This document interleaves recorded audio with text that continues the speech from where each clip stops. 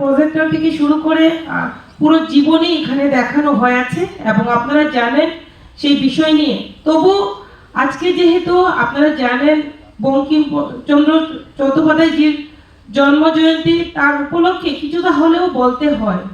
বিশেষ করে আমরা যারা বাংলা নিয়ে আমরা পড়াশোনা করি, বাংলা সাবজেক্ট নিয়ে আমরা পড়াশোনা করি, আমরা প্রত্যেকেই জানি যখনই আমরা ক্লাস 1, 2, 3, 4 যখনই আমরা পড়ি তখন থেকেই কিন্তু আমরা জানতে পারি। তো সেই ক্ষেত্রে আমরা অনেকেই বিস্তারিত জানি এবং অনেকেই জানেন, হয়তো আমরা অনেকে যারা গুরুত্ব দিই না সেগুলো জানি না।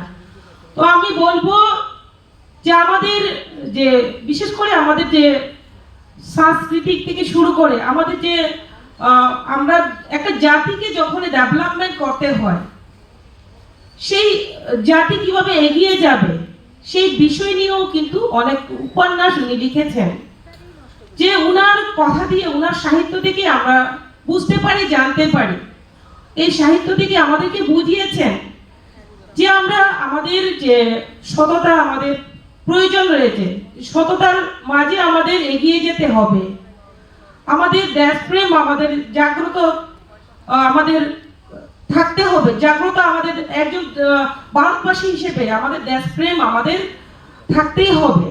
তার পাশাপাশি আমাদের শিখিয়েছেন শিক্ষার পাশাপাশি চরিত্র গঠন করা, আমাদের যে প্রতিটি জীবন একটা ব্যক্তির একটা সমাজকে এগিয়ে যেতে হলে কিভাবে যেতে হয় সেই বিষয়ে উনি আমাদেরকে শিখিয়েছেন।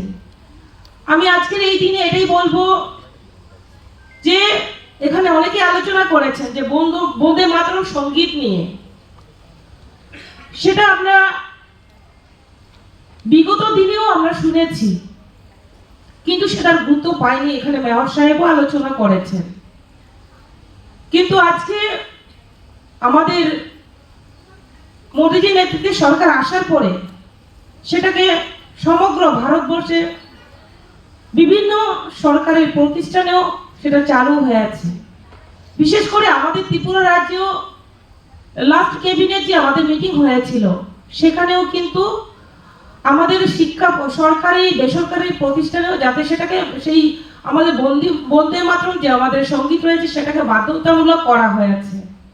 কেননা আমাদের ইতিহাস ভুললে চলবে না, কখনো আমরা মনে করি ইতিহাসকে বাদ দিয়ে আমরা এগিয়ে যাব।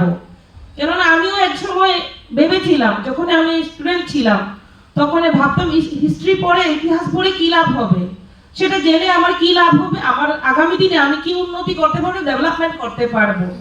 আজকে দেখা যাচ্ছে ইতিহাস ছাড়া আমরা এগোতে পারবো না, যে আজকে ইতিহাসকে যদি আমরা ভুলে যাই আগামী দিনে আমরা এগোতে পারবো না।